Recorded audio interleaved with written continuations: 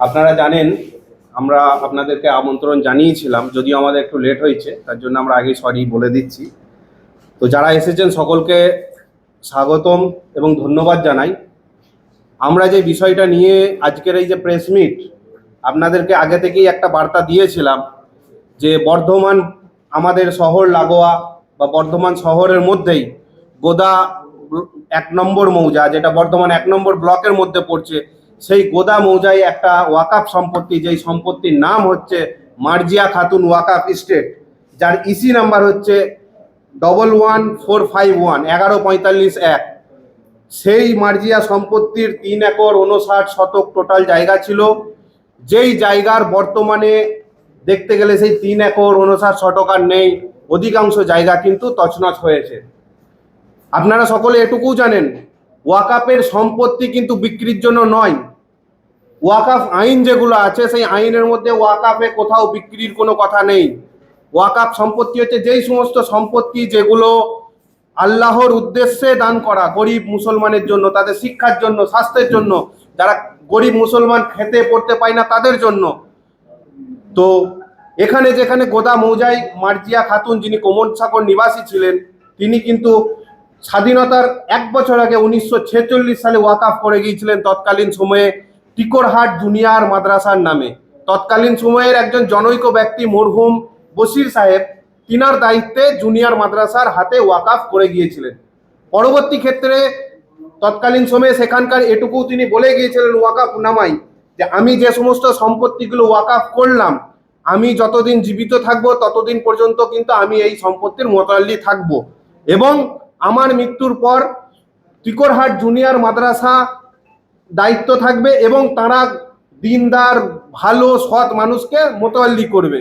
এবং যদি ভবিষ্যতে টিকরহাট জুনিয়র মাদ্রাসা যদি অস্তিত্বহীন হয়ে পড়ে, তখন কোমলসাগর নিবাসী ভালো খোদাবিরু সৎ মানুষকে তৎকালীন সময়ে মোতাল্লি নিযুক্ত করবেন। এটা ছিল তার কথা বা তার ওয়াকাফ নামা যেটাকে বলে, তার শর্ত।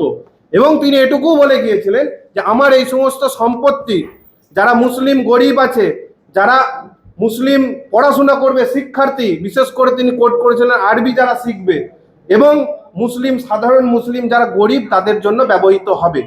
পরবর্তী ক্ষেত্রে আমরা দেখতে পাচ্ছি এখন সেই ওয়াকাফ সম্পত্তি তিনি যতটা করেছেন তিনি কিন্তু আর নেই। এটা খুব আশ্চর্যজনক বিষয়।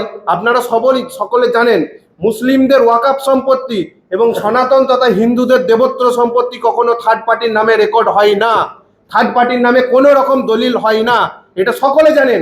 তারপরেও কিভাবে ওয়াকাফ সম্পত্তি থার্ড পার্টির নামে রেকর্ড হয়, এটার জবাব কিন্তু তাদেরকে দিতে হবে যারা এই ওয়াকাফ সম্পত্তি তছনছ করেছেন।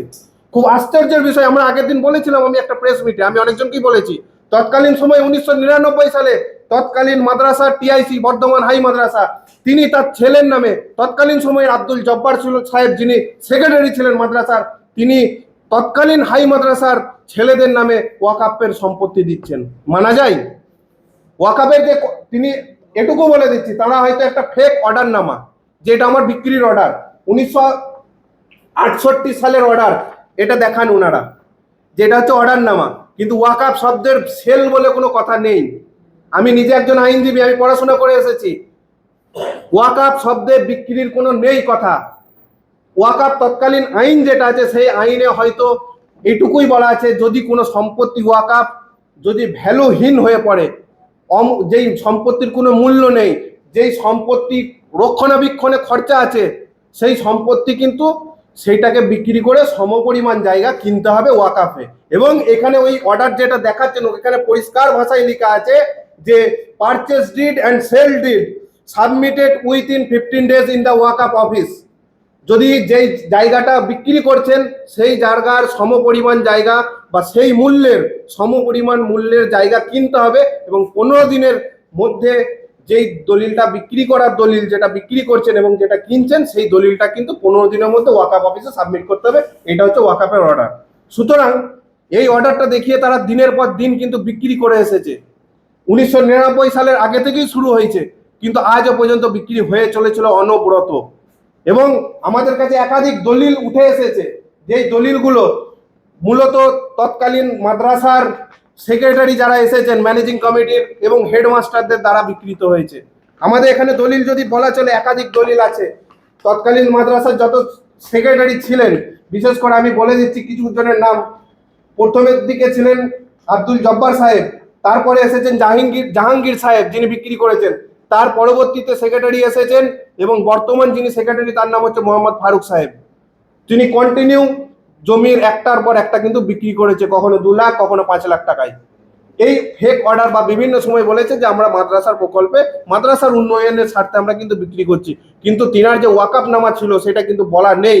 সেটা কিন্তু তিনি বলে গিয়েছিলেন যে সেটা সাধারণ মানুষের জন্য ব্যবহৃত হবে, কিন্তু সেটা না হয়ে আজকে আপনারা জানেন জিটি রোডের ধারে জায়গা কতটা মূল্য হতে পারে, সেগুলো মানুষকে বলার জন্য নয়। তো আমরা তার পরবর্তী ক্ষেত্রে যখন এগুলো বুঝতে পারে এবং সেই ওয়াকফনামা এবং মর্জিয়া খাতুন যিনি ওয়াকফ করে গিয়েছিলেন তিনার শর্ত মতে কোমল সাগর নিবাসীকে একজন মোতোয়াল্লি করা হবে, সেই শর্ত মেনে কিছুজন ওয়াকফ অফিসের সঙ্গে যোগাযোগ করে একটা কমিটি গঠন করে এবং সেই কমিটি থেকে একটা মোতোয়াল্লি নিযুক্ত করেন এবং সেই মোতোয়াল্লি নিযুক্তের পর কমিটি হয়।